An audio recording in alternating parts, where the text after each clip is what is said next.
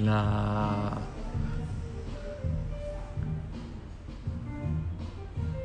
halo selamat siang teman-teman.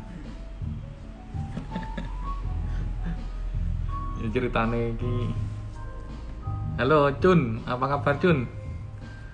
Loh, waduh sak pasangan langsung on nih kabeh.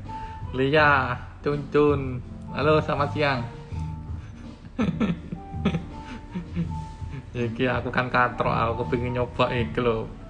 Iki live plus sekalian nampil no slide presentasi. Jadi kemarin baru ngeliat di YouTube carane, ternyata kok gampang. Nah ya teman-teman, selamat siang. Halo. Loh, Cik Meli.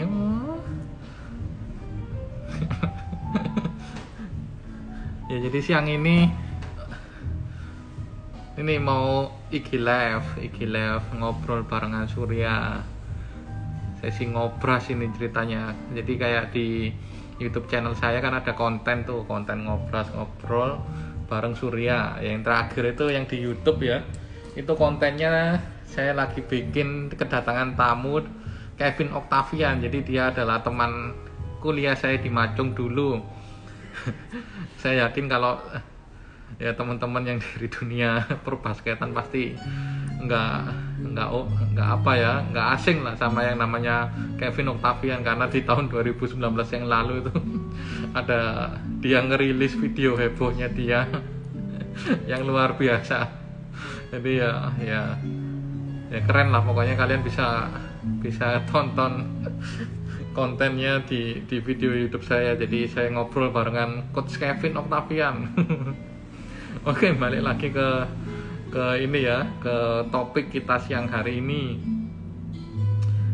Jadi sampai saya jadikan konten ini karena banyak yang tanya teman-teman. Pertanyaannya ini nih, jadi kelihatan ya. Jadi Surya, kamu gak ikutan main saham tak? Surya, kamu gak ikutan beli Bitcoin tak? Cryptocurrency tak? Surya, kamu gak nyoba forex tak? Lah ini nih sekalian lah, daripada jawabnya bolak-balik. Jadi ntar kalau ada yang nanya lagi saya kasih ini aja, video IG live rekaman ini aja ya teman-teman. Oke, jadi ini nih teman-teman, saya coba ganti ke slide berikutnya. Bentar, choose different asset. Sebentar. Ya, lu keren rek, mantap, bisa ganti slide deh. Melo. Halo Bro Norman. Oke, jadi kenapa sih kok Surya sampai saat ini belum ikutan main saham atau invest di saham? Jadi sebelum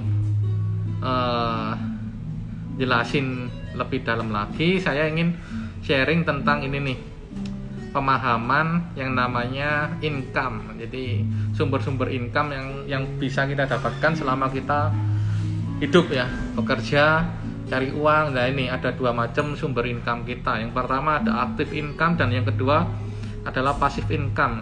Jadi seperti yang kita ketahui bahwa orang bekerja pasti yang dikejar adalah pendapatan. Jadi pendapatan atau gaji, entah itu gaji pokok atau gaji bonusan atau lain-lainnya, kalau dia seorang profesional ya atau karyawan, atau kalau buat kita para pebisnis ya income kita ya dari keuntungan dagang, seperti itu ya teman-teman. Jadi ada dua macam income, aktif dan pasif. Nah ini semua penjelasannya itu relate ya nanti sama alasan saya kenapa kok saya masih belum masuk ke dunia saham atau investasi yang lainnya yang berhubungan dengan saham, forex, dan cryptocurrency. Oke, di slide berikutnya saya akan menjelaskan tentang apa sih active income itu. Nih, bentar. Lah, mantap. Jadi active income itu cara kita mendapatkan atau cara seseorang mendapatkan active income itu dia harus bekerja teman-teman. Jadi harus meluangkan waktu full time. Jadi anggap sebagai seorang karyawan ya, ada ada jam rutin dan hari rutin dia masuk kerja, Senin sampai Jumat mungkin untuk pegawai bank, atau Senin sampai Sabtu, Sabtu setengah hari, Senin sampai Jumat 8 jam kerja. Jadi harus tuh. Jadi ada yang ditukarkan. Yang di sini adalah barter antara waktu, skill dengan income yang memang akan diberikan di akhir bulan, seperti itu. Terus you need to get involved. Jadi kamu atau kita yang ingin mendapatkan active income itu perlu terlibat dengan sesuatu kegiatan tertentu. Kegiatan tertentu ya macam-macam teman-teman. Kalau misalkan dia seorang pegawai bank, dia sebagai teller ya dia involve di bagian teller. Atau misalkan di divisi marketing dia involve di tugas job desk dia sebagai seorang marketer atau seorang tenaga pemasar. Halo Hermanto, halo Lisa Endel. Gak mau join di properti kak? Toh aku ate kontak awakmu nganu DM-en aku nomor HP-mu ya. Serius iki. Oke, mantap. Oke, you need to get involved. Jadi kamu perlu terlibat dengan kegiatan sesuai dengan job desk-mu di tempat kamu bekerja. Terus schedule in place. Jadi ada schedule-nya, ada jadwalnya teman-teman yang memang udah ditetapkan. Seperti contohnya paling simpel itu adalah ditetapkan kamu bekerja di sebuah perusahaan itu 8 jam kerja. Jadi artinya kamu selama dalam 8 jam kerja itu antara hari Senin sampai Jumat misalkan, kamu harus meluangkan waktumu tuh untuk berkegiatan, untuk bekerja sesuai dengan pekerjaan yang kamu lakukan di sebuah perusahaan. Jadi di sini juga disebutkan bahwa active income itu resiko kecil tapi less reward. Ya, jadi seperti ini teman-teman. Jadi bukan dengan maksud mengecilkan sebuah nominal gaji atau apa. Seperti yang kita ketahui bahwa untuk gaji sendiri di setiap daerah itu ada yang namanya UMR, upah minimum regional. Dan itu kelebihannya ya, kalau active income itu di sini seorang karyawan itu akan mendapatkan sebuah imbal balik ya, sebuah penghasilan yang memang sudah disepakati atau ditetapkan di awal sebelum dia masuk kerja. Jadi waktu pertama kali wawancara kerja, ketemu HRD, ngobrol-ngobrol, ketemu tuh kesepakatan gajinya segini. Jadi dia pasti akan dapat itu tuh gaji pokok tiap bulannya. Plus kalau misalkan seorang marketer, dia biasanya juga mendapatkan sebuah kompensasi berupa komisi kalau dia mencapai sebuah target. Itu. Jadi less risk but less reward. Less reward itu maksudnya adalah tidak semua divisi itu bisa mendapatkan yang namanya bonus atas penjualan atau komisi penjualan tertentu. Ya biasanya hanya mendapatkan bonus akhir tahun seperti ya bonus penjualan kalau bosnya memang lagi baik hati ya target setahun tertutup akhirnya dibarengin sama yang namanya THR. Ya seperti itulah teman-teman.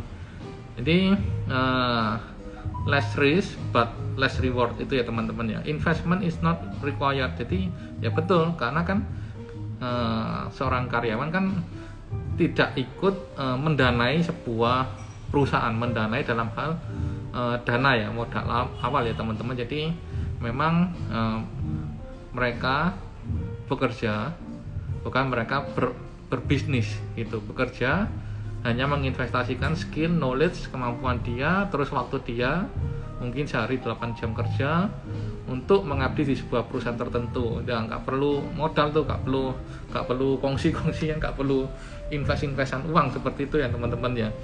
Income is steady. Jadi ya memang betul. Jadi memang disepakati di awal ya setiap bulan kamu dapat gajinya segini.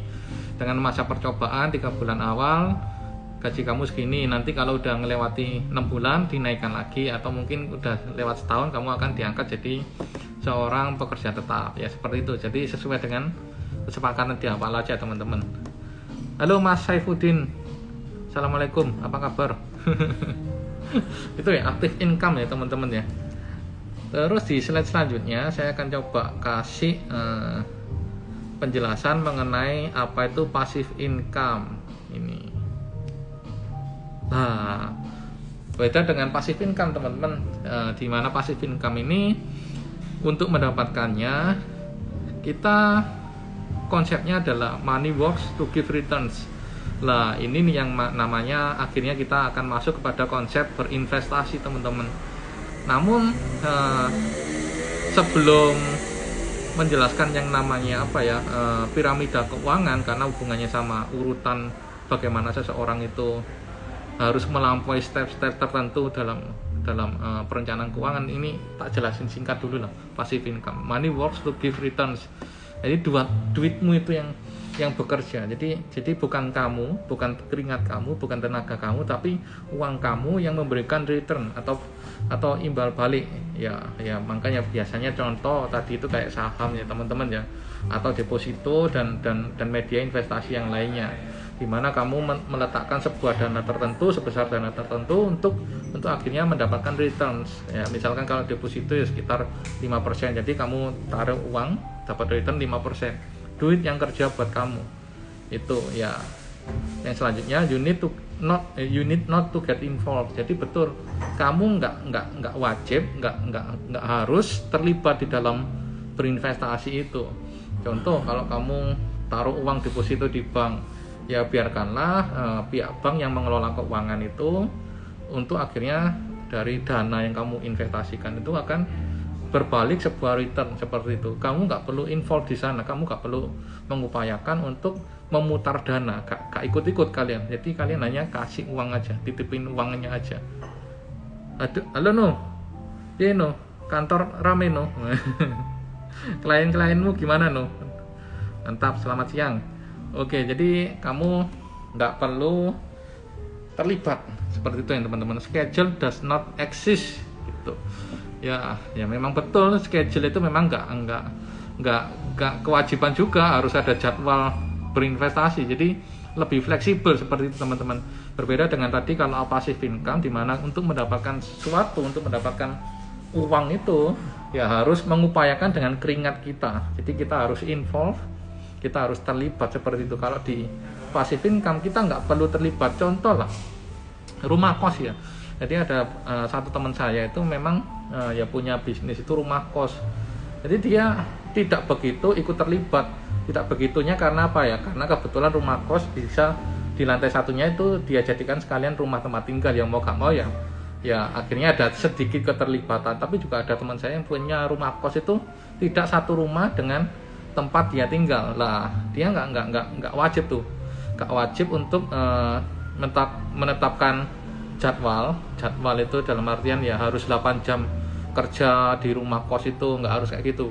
Dia bisa mendelegasikan atau meng-hire orang lain untuk mengelola yang namanya rumah kos itu. Ya schedule mungkin ya seminggu sekali atau 2 kali lah ngelihat rumah kos dia, bisnis dia, untuk memastikan ya semuanya itu berjalan dengan ya oke, baik seperti itu. More risk but more rewards. Jadi ya ini sih ini istilahnya kayak high risk high return lah. Jadi resiko besar ya hasilnya juga besar kayak gitu. More risk dan but no more reward. Jadi risknya besar tapi ya rewardnya juga ikut besar juga. Seperti itu teman-teman. Jadi ya kayak yang awal-awal kemarin ya, yang masa-masa pandemi awal ya meskipun ada sebuah usaha atau bisnis yang sebenarnya kurang manusiawi dilakukan, contohnya jual masker dengan harga tinggi ya. Itu kan terlalu beresiko ya, tapi ya dapatnya banyak, tapi ya momentum sekali-sekali aja. Buktinya sekarang ya masker udah harga normal, masker HS dan lain-lainnya. Lah dulu los-losan tuh orang-orang ngerjain itu. Lah kan ada resikonya ya numpuk barang, resikonya ya kena undang-undang dari pemerintah, resikonya kena rahasia dari pemerintah juga. Jadi resikonya tinggi, tapi ya more rewards. Jadi rewardsnya juga besar seperti itu teman-teman. Investment is needed. Jadi ya pastilah yang namanya passive income itu di mana konsep dasarnya adalah uang yang menghasilkan uang buat kita. Jadi uang menghasilkan uang buat kita, ya kita memang butuh yang namanya investasi. Ya berinvestasi itu dalam bentuk capital atau ya uang lah, sejumlah uang sebesar berapa rupiah atau berapa dolar tertentu, supaya yang namanya passive income itu bisa bergerak. Ibaratnya ya uang itu sendiri yang jadi bensinnya. Jadi bahan bakarnya supaya yang namanya instrumen passive income itu bisa bergerak muter terus seperti itu. Lah, enaknya passive income itu dia itu punya efek itu yang positif, yaitu efek seperti ombak. Jadi gulungan ombak. Jadi semakin digarap dan semakin diinvestasikan dalam jumlah besar, maka hasilnya juga akan semakin besar. Ya memang kalau berhasil ya teman-teman, kalau dapat dan dijalanin yang namanya ya instrumen yang tepat seperti itu teman. Ya memang harus pinter-pinter memilih instrumen investasi untuk mendapatkan passive income, jangan ngawur-ngawuran seperti itu teman-teman. Ya kita tahu sendiri beberapa waktu yang lalu kan memang ada beberapa instrumen investasi perusahaan jalanin dan ternyata perusahaannya kan ya tersandung masalah lah, sehingga banyak sekali nasabah yang uangnya nggak balik. Ya seperti gitu-gitulah. Jadi itu kan ya resikonya besar sekali ya memang. Tapi ya kalau memang misalkan ternyata perusahaan-perusahaan tersebut adalah perusahaan yang bonafit, perusahaan yang safe, ya pasti hasilnya juga bisa memberikan jumlah yang cukup besar buat investornya. Lah cash flow happens, ya betul, arus kas itu pasti terjadi karena kan bicaranya kan tentang duit. Kalau duit oke lah, anggap aja lah ada duitnya, tapi kalau duitnya tetap diem ya gak bakal ada yang namanya arus kas seperti itu ya teman-teman ya. Jadi memang ada perputaran kas di sana, di passive income itu. Jadi bergerak, uangnya yang bergerak dikerjakan oleh manajemen atau manajer investasi atau manajer passive income kita seperti itu. Ya balik lagi, nggak perlu kita yang involve, tapi kalau hanya untuk lihat-lihat, ngecek-ngecek ya oke lah, gak apa-apa lah, ya sesekali lah dischedulekan, ya mungkin sebulan sekali, sebulan 2 kali untuk kita cek yang namanya kendi atau sumber source dari passive income kita itu. Nah udah masuk nih dari active income dan passive income. Nah kita akan coba masuk lagi lebih ke detail lagi ya teman-teman di sini. Ini nih, ntar saya buka slide-nya. Lah ini balik lagi kepada piramida keuangan. Nah ini hampir mendekati jawaban atas pertanyaan kenapa kok saya belum masuk yang namanya investasi saham dan lainnya. Lah karena saya meyakini bahwa yang namanya keuangan seseorang itu akan semakin sehat, akan bisa berjalan dengan optimal kalau seseorang itu paham tentang piramida keuangan ini, di mana piramida keuangan ini memang kalau dijalankan itu relatif memberikan dampak yang sangat amat positif ya teman-teman. Halo Ko Franky, apa kabar Ko Franky? Halo Bro Wahyu, waduh mantap. Oke, jadi ya ini balik lagi ya, fokus ya teman-teman ke piramida keuangan. Jadi pertama, kalau memang udah bekerja pasti kan ada income. Nah, income itu masuk ke step awal nih. Karena dari income itu pasti nantinya akan didistribusikan sebagai roda bahan bakar penggerak kehidupan seseorang atau keluarga seseorang. Jadi yang pertama cash flow ya harus kas itu tadi teman-teman. Entah itu uangnya dapatnya dari active income atau passive income, rata-rata akan masuk pada cash flow. Cash flow itu bisa digunakan untuk kehidupan sehari-hari, biaya hidup sehari-hari, uang belanja harian, bensin, PLN, PDAM, pulsa, ya akomodasi, terus cicilan dan lain-lainnya, banyak fungsinya. Lah ini cash flow. Nah kalau udah bekerja, udah terima income, cash flow udah jalan, yang namanya kehidupan itu kan gak pernah tahu nih ceritanya bagaimana ke depan. Makanya di sini di step kedua itu ada gambarnya payung. Jadi tahapan selanjutnya setelah seseorang itu mendapatkan income, dia harus punya payung. Payung untuk apa? Payung untuk income-nya dia. Itu teman-teman. Jadi payung untuk penghasilannya dia dan koneksinya dengan dia sendiri. Artinya apa? Jangan sampai kalau misalkan sewaktu-waktu dianya ada risiko kehidupan, entah itu sakit kritis, kecelakaan atau atau apa ya, kena virus COVID masuk rumah sakit. Jangan sampai aktif income itu akhirnya terhenti teman-teman, karena kita tahu sendiri ya teman-teman, karena luar biasa terdampak apabila seseorang itu mengalami resiko kehidupan. Gak usah lah sampai sakit kritis, masuk rumah sakit aja lah. Bagi seorang karyawan untuk bisa mendapatkan cuti, entah itu cuti karena sakit atau cuti karena acara keluarga, butuh effort yang besar teman-teman. Anggap aja lah dikasih izin sama perusahaan, ya pasti kalau sakitnya sampai 7 hari ya ada kemungkinan besar gaji akan dipotong. Jadi dia hanya terima ya mungkin 3 minggu kerja, hitungannya 3 minggu kerja, yang 7 hari kan di rumah sakit gitu teman-teman. Kalau pas bosnya ternyata dapat bos yang kurang manusiawi, ya bisa-bisa ya dapat SP1 teman-teman, atau ya tiba-tiba dapat surat cinta, tidak bisa bekerja sama lagi di perusahaan yang sama, seperti itu teman-teman. Jadi harus ada payungnya, harus ada payung. Itu artinya adalah jangan sampai, apalagi kalau udah berkeluarga ya teman-teman, kalau sampai terkena resiko kehidupan, income terhenti, terus tertimpa yang namanya pengeluaran ekstra untuk berobat, maksudnya teman-teman. Jangan sampai seperti itu teman-teman. Makanya butuh yang namanya payung, manajemen risiko, risk management. Konektivitasnya, halo Korinto, apa kabar Korinto? Halo Yohanes Yaan, piye bro, SPK berapa bro, mobilnya berapa banyak bro yang laku bro. Itu jadi manajemen risiko, risk management. Korelasinya produknya adalah asuransi. Nah ini adalah keamanan keuangan. Step pertama, harus aman dulu. Yang aman apanya? Income-nya yang diamanin. Jangan sampai udah jatuh tertimpa tangga pula.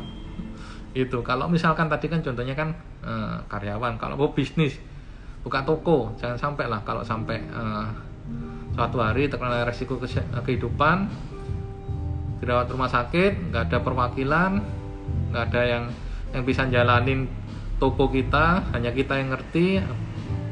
Jangan sampai lah pada saat toko tutup ya kita semakin kesulitan mendapatkan keuntungan dagang atau hasil dari penjualan selama 7 hari menginap di rumah sakit. Berat teman-teman, yang ada malah nggak sembuh-sembuh, malah pusing di rumah sakit mikirin toko nggak buka, terus konsumen ditikung pelanggan, apalagi kalau kompetitornya di toko sebelah persis ya, bisa-bisa lari ke toko tetangga itu teman-teman.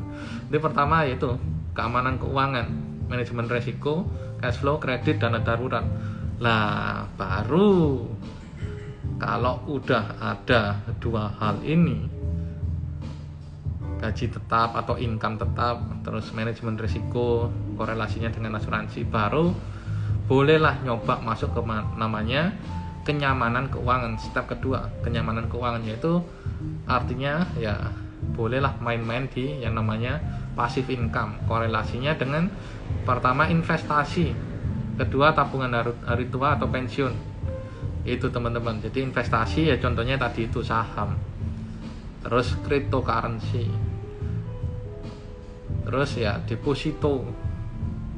Karena contoh kalau deposito kan ya di lock teman-teman, dikunci untuk kurun waktu tertentu.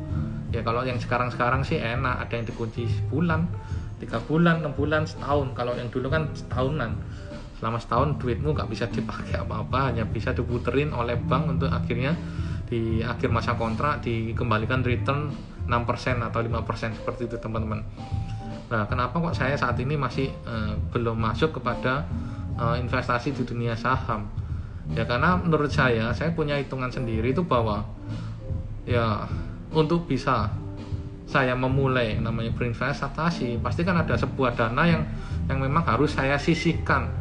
Saya sisihkan itu bukan berarti sisihkan hanya menyisihkan, tapi menyisihkan dengan dampak kenyamanan di setiap harinya. Artinya apa? Kalau saya harus berinvestasi pun di saham, jangan sampai kehidupan saya nanti jadi terbalik. Artinya apa?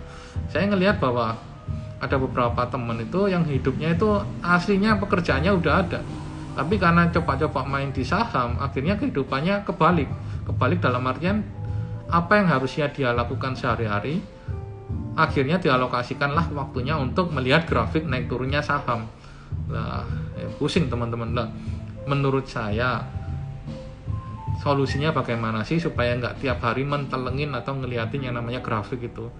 Ya solusinya adalah memperbesar income dulu, sehingga apabila kita udah ada alokasi khusus untuk berinvestasi di saham, terutama saya, ya akhirnya saya tetap tenang walaupun saya ngelihat grafiknya lagi turun. Gampangnya kayak gini teman-teman, orang yang punya income besar, orang yang punya penghasilan besar, dan saat dia istilahnya berinvestasi dan saat investasinya turun, ya dia relatif tidak sepusing orang-orang yang istilahnya penghasilannya masih belum siap untuk berinvestasi tapi memaksain diri berinvestasi, terutama di saham atau di investasi lainnya seperti kripto. Yang terakhir kan kripto kan jeblok ya sempat naik tapi sekarang kan terjun bebas ke turunnya seperti ini teman-teman, bukan turun grafik naik turun tapi turunnya turun banget. Bayangin kalau ada investor kripto, investornya ini aktif income-nya masih kecil, besar kecil relatif ya tergantung gaya hidupnya teman-teman. Anggap aja lah relatif kecil untuk gaya hidup yang ada di dia. Dia coba-coba main di kripto, masukin semua hasil dari aktif income dia. Anggap aja semua itu yang artinya adalah udah dialokasikan. Mungkin 50% dari aktif income dia masukin kripto. Gimana kalau pada saat kriptonya turun? Ya pasti pusing teman-teman. Lah saya menghindari itu. Kenapa kok aku belum coba-coba main kripto atau saham? Ya karena saya gak mau fokus saya untuk membesarkan income saat ini terpecah dengan yang namanya saham jeblok atau kripto harganya lagi turun. Karena yang saya cari pada saat saya beraktivitas menghasilkan itu adalah ketenangan di masa depannya, bukan mendatangkan beban pikiran seperti itu teman-teman. Karena kalau pikiran berat, ya yang namanya otak untuk bekerja itu ya jadinya ya overhead, panas teman-teman. Jadi nggak bisa buat mikir dengan jernih ya. Jadi saya menghindari itu.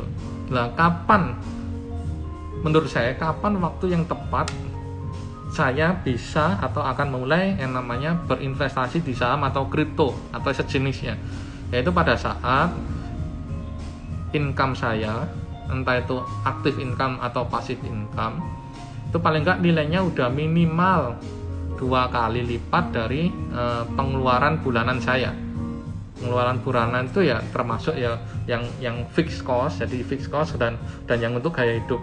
Anggap aja lah kalau misalkan keduanya ini saya dan istri selama sebulan habisnya sekitar 13 sampai 15 juta, anggap seperti itu. Berarti paling enggak nanti pada saat saya income udah 30 juta minim, saya akan coba main di saham, dan itu pun tidak sebesar apa ya, nggak terlalu gede lah prosentasenya untuk dimasukin ke saham.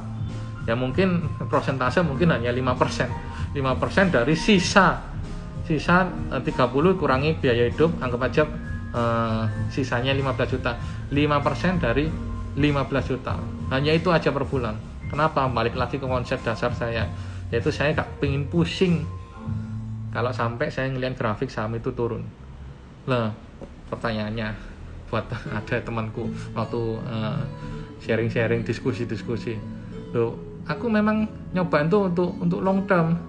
Ya nggak apa-apa untuk long term. Terserah, bebas pilihan masing-masing.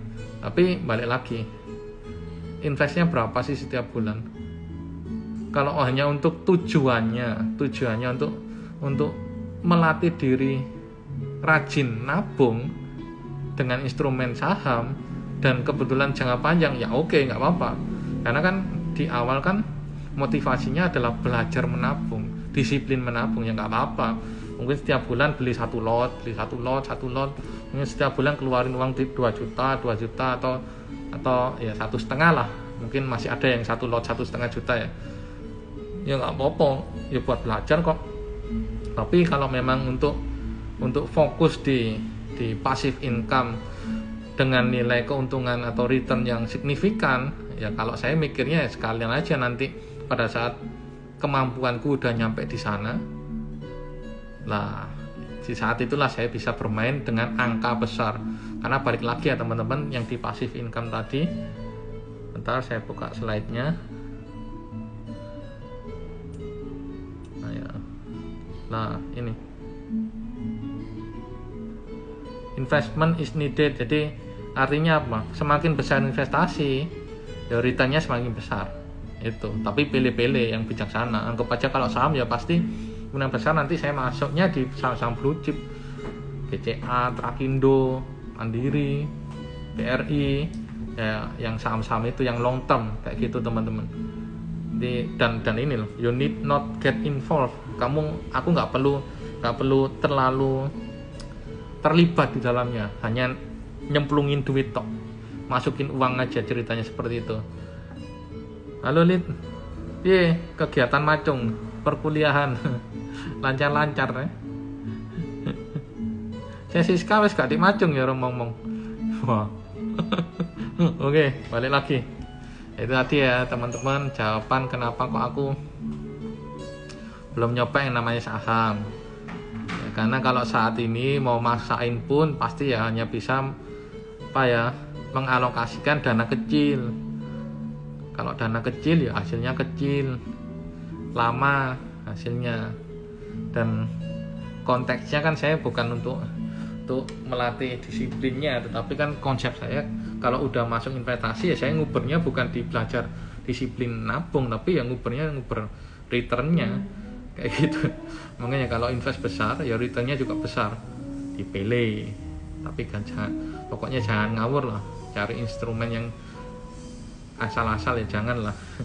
Yang 2 hari lalu itu nasabahku didatengin sama agent ya teman-teman ya, agent bukan asuransi tapi agent kayak seperti investasian lah, equityan seperti itu. Jadi dijanjiin nih, engkau invest aja 100 juta di tempat saya, terus setiap harinya 1 hari itu kalau sistem kami itu hanya bisa muterin 10 juta, dan kami bisa kasih jaminan dalam sehari itu returnnya 1 juta.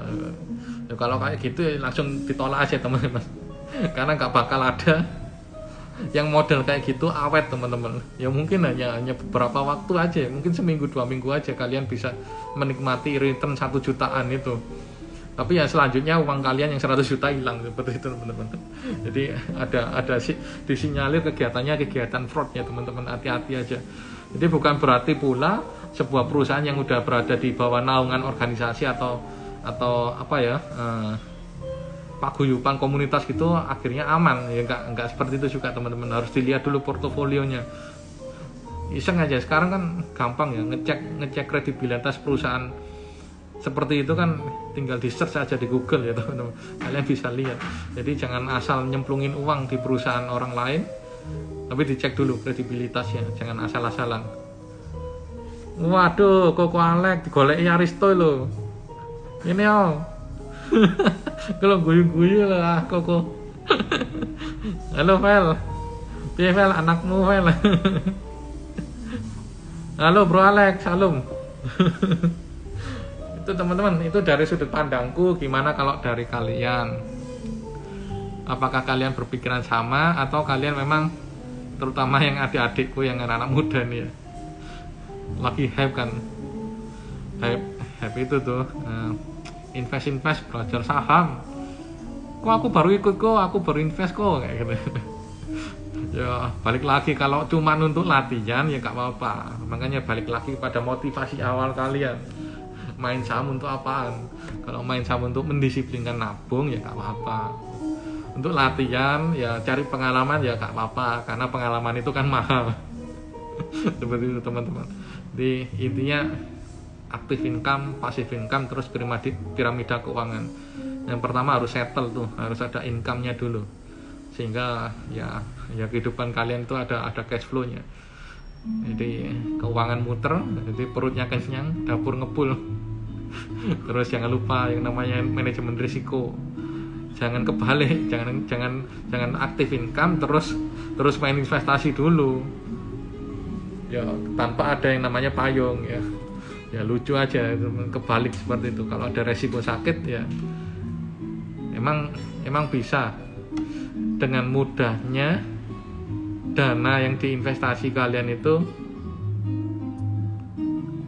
menutupi biaya yang namanya sakit atau resiko kehidupan. Ya kan gak bisa teman-teman, kan butuh waktu. Seliquid-liquidnya investasi atau aplikasi investasi ya teman-teman, tetap butuh yang namanya waktu untuk pencairan. Jadi nggak bisa instan, ada konversinya. Terus kalau banknya dia ternyata anggap aja bank BRI, kita bank BCA, butuh clearing, butuh waktu, sementara dokternya udah nunggu, kasirnya udah panggil untuk kita kasih uang jaminan masuk rumah sakit. Nggak bisa teman-teman. Jadi harus ada payung pelindungnya dulu, supaya nanti setelah masuk ke dunia perinvestasian kalian punya ketenangan batin, tenang, gak pusing-pusing karena udah ada pelindungnya. Ya seperti itu teman-teman. Jadi simple aja. Jadi nanti ya saya ke depan ya pasti main di investasi lah, tapi kalau saham kayaknya enggak lah. Kalau saya investasi mungkin masuknya ya kayak senengannya istri saya ini di emas atau di properti, rumah kos mungkin ya. Jadi dua hal itu ke depan. Jadi sekalian kalau mau bangun pasif, sekalian digedein dulu, dibanyakin dulu bahan bakarnya supaya nanti hasilnya kenceng. Kalau dikit-dikit, aduh udahlah. Kalau investasi dikit-dikit itu bawaannya narik terus. Kalau investasinya besar, bawaannya nungguin royaltinya terus. Oke, thank you teman-teman. Dan ini nanti konten yang seperti di IG Live ini rutin saya upload di YouTube channel saya. Jadi YouTube channel saya itu ada di, kalian search ya, Surya Saputro. Nah, kalian bisa ngelihat rekaman dari IG Live saya ini. Kalau ada pertanyaan dan request konten buat teman-teman yang agen asuransi atau apapun lah, agen asuransi gak hanya Allianz ya teman-teman, agen asuransi apapun atau telemarketer ya, kalian bisa DM saya atau kontak saya via WA ya teman-teman. Ya, semoga nanti pertanyaannya bisa saya jawab dan sekalian dijadikan konten seperti itu teman-teman. Oke, thank you. Terima kasih buat yang udah mampir, nginceng-nginceng, lihat-lihat. Sukses buat apapun kegiatan yang kalian lakukan hari ini. Terus jangan lupa buat teman-teman yang masih muda juga ini, konsep piramida keuangan tadi ya. Karena kalian saat ini kan udah masuk ke sandwich generation. Berat nanti kalau kalian gak mempraktekkan yang namanya piramida keuangan. Karena posisi kalian itu terjepit saat ini. Mungkin saat ini yang masih baru fresh graduate ya belum kelihatan, belum kerasa.